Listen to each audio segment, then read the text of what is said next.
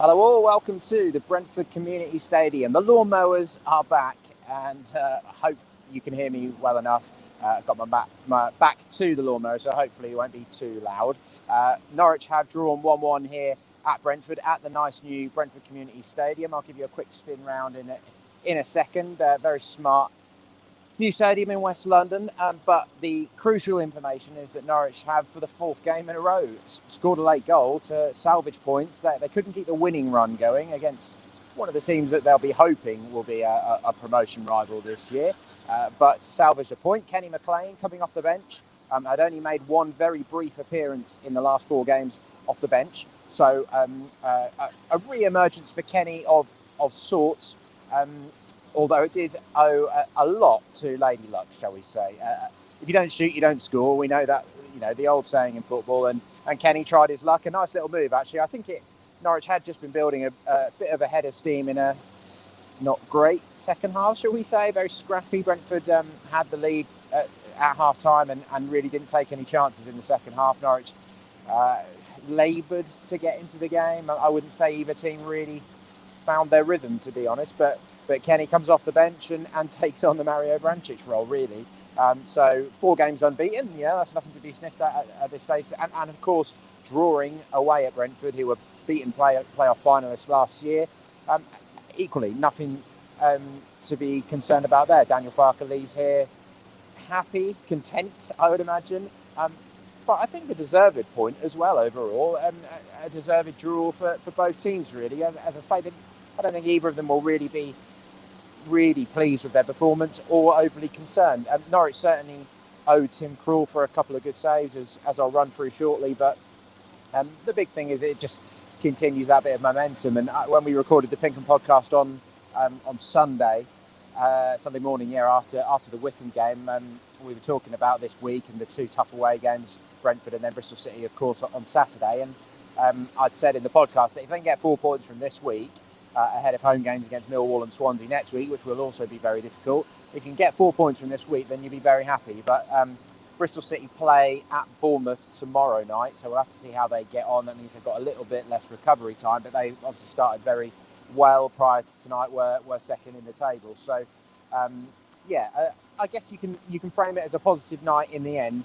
But if they'd have taken their chances again, which of course is kind of the overriding issue of certainly this last 5 games, if you include the Derby game before the international break, maybe you could pitch the Bournemouth game into that as well, really, that their conversion rate is very low, isn't it? They're not taking the chances they're creating, and it would have been a lovely goal, 13th minute, Emi Buendia absolutely skinned Henrik Dalsgaard, clean through on goal, but then decided to sort of cut back onto his right rather than test the goalkeeper straight away, cut inside a sliding challenge from Ethan Pinnock, and then although the keeper did touch it over, it was going over anyway, so Emi missed it essentially, and that was a poor miss, really. That's the big area of Buendia's skill set, certainly, that he's got to complete to move on to the next level. I think, of course, we talked about his attitude, although I don't think we can moan too much about his attitude in the last few games, maybe a few little moments here and there.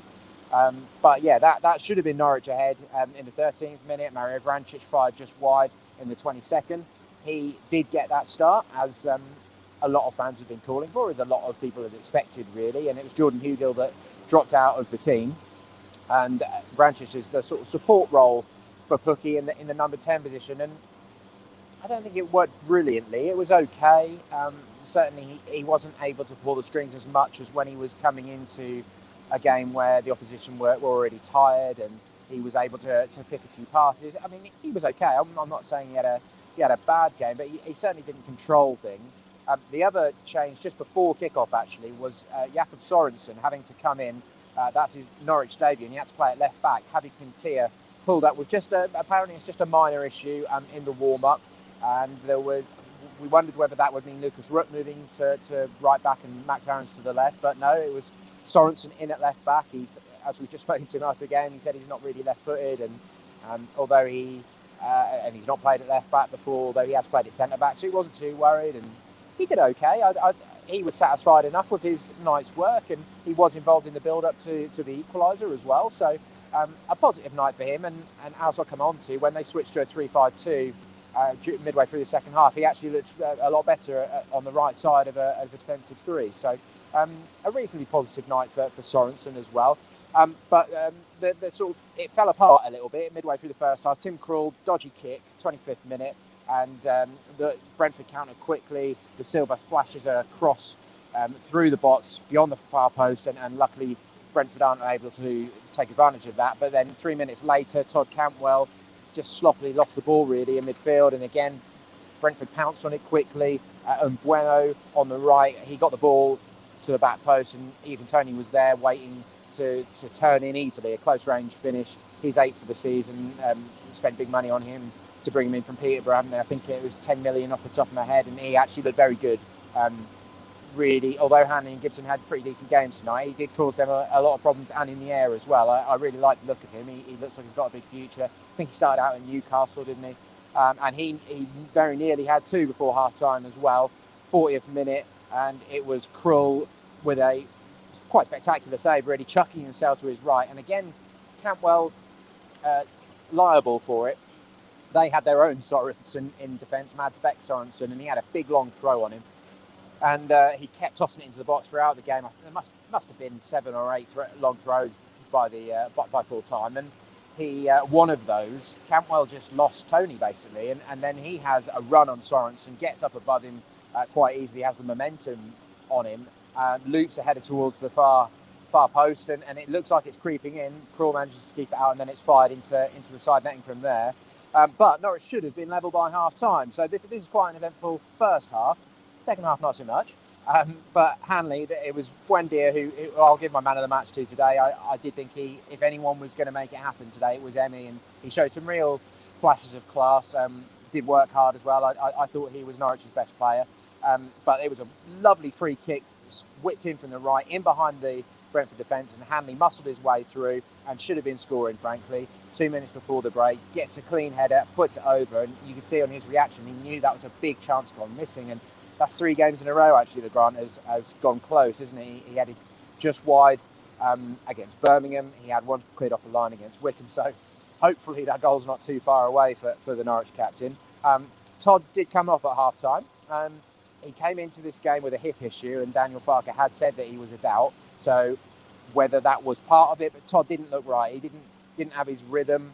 There was a moment midway through the first half where he lost the ball again, and he just sort of slapped his forehead in frustration and put his hand up to a few teammates, said sorry, and you could see he just couldn't get going. And he was taken off at half-time. Shemet Poeta came on. Craig Poeta didn't really do much at all, to be honest. One decent cross into the box, which caused a bit of chaos, and used his foot on the afterburners a few times, but he didn't actually produce much of note, to be honest. So that didn't really work. 63rd minute, Krul again with a big save from Dalsgaard this time. Tony involved, a long clearance from Hanley intercepted by Dalsgaard. Ball comes back into the box. Tony gets up above Hanley and nods it down. Dalsgaard's charging into the box and gets there ahead of Jakob Sorensen and prods it at goal from close range, and Krul just manages to block it on his line. So Tim Krul did have a big part to play in Norwich getting a point here tonight. But 68th minute, Daniel Farke makes his final 2 changes, takes off Oliver Skipp and Lucas Struck in central midfield, brings on Kenny McLean. Jordan Hugill moves to a 3-5-2. So that means you've got Buendia, McLean and Vrancic in the middle, Pukki and Hugill up top, Poeta as the left wing back, Aarons as the right wing back, Sorensen right of defence, Hanley middle and Gibson left. And that did work mostly because it did sort of stem the flow of Brentford's play, although Norwich as an attacking unit didn't quite start flowing just because of that tactical change. And the second half was not great, to be honest. Both teams really cancelled each other out. As I said earlier, Brentford really made sure they didn't do anything silly to give Norwich any openings, because they know that Norwich do have attacking quality in that team, don't they? And eventually it comes from a move down the right. Max Aarons and Sorensen have been linking up quite well, and eventually McLean just thinks, well, I'm going to have a go here, and it's a big deflection off the Brentford defender Sorensen. David Raya Martin in their goal, totally wrong-footed, and rolls into the empty net. And Norwich, a big relief, but maybe they didn't go too strong on the celebrations, because they knew that they got a little bit lucky there. But I think they do leave here feeling that they probably did deserve to find the equaliser somehow, and they did, and that's a first goal for Kenny McLean since the Manchester City win back in September last year, all that time ago. That brilliant header at the near post, which started the whole thing. So a big moment for him, and he did do some good things defensively. Again, he won a few defensive headers, as we know he's good at doing, and something that Daniel Farke really values in him as well. So I wouldn't say Skip and Rupp really were able to control things today. Maybe those two, just because they haven't played a lot of football before this run, maybe just tiring a little bit and not having the same energy about them. So we'll see whether Daniel keeps that same midfield mix against Bristol City. I think he'll probably have to judge how fresh they look in training the rest of the week. But, you know, Kenny McLean is a player that he values, isn't he?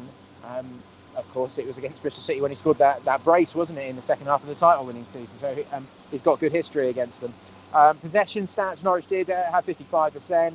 Brentford had 13 shots to Norwich's 12 and 5 on target to City's 3. So a real level match, really, between two teams hoping to be in the promotion mix, but not quite finding their form yet. I think both leave here reasonably satisfied with a point. In terms of ratings, I'll go Krul, Buendia, Sorensen, Hanley, Gibson and McLean.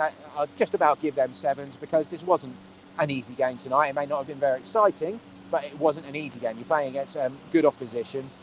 I'd say Branchich, Skip, Rupp, Aarons, they all go for a 6, but Campwell, Pukki, Quaheta and Hugel, all 5s for me. Hugel didn't really make much of an impact. Pukki was very peripheral, although that's probably as much to do with how Norwich were playing as what he did. There was one burst through in the first half. I think it was Buendia who'd sent him through, and he looked really annoyed that offside had been given. I have seen a still of it, and it looked marginally offside to me, but only marginal. The referee was very poor again tonight. Who was that? Jeremy Simpson, according to the programme, and very whistle happy. He gave some free kicks that really were not needed to be given, to be honest, and broke up play more than it needed to be, and that follows on from Saturday when we saw a poor official as well. So there we go. Norwich get a point. We can all go home reasonably happy, and I'll just finish off with if I can, just to have a bit of a spin around the new stadium. I'll have to jump out of the way, but very nice looking place. Just off the M4, I think it is. Certainly the A4. I'm not sure if the M4 actually comes this far down, but yeah, they've got themselves a nice place to live for the future here. Certainly an upgrade on Griffin Park, although that had a lot of characters in there, and we did drive past the Old Girl and on our way in, and the 4 pubs on the 4 corners, although I think we went past 3 and they all look to be closed, which is a little bit depressing, isn't it? But there we go. Brentford 1, Norwich 1. Thank you very much for watching. Again, I hope I was using this live platform as working for you guys, allowing you to get the verdict a little bit sooner, and we'll slot it in as soon as we can after the game. But of course, thinking.com is the place to go. Paddy's working at Daniel Farke's quotes. My report's up there. Connor's been manning the live updates, and we'll have some Jakob Sorensen reaction for you in the morning. Thanks for watching. We'll see you in Bristol on Saturday.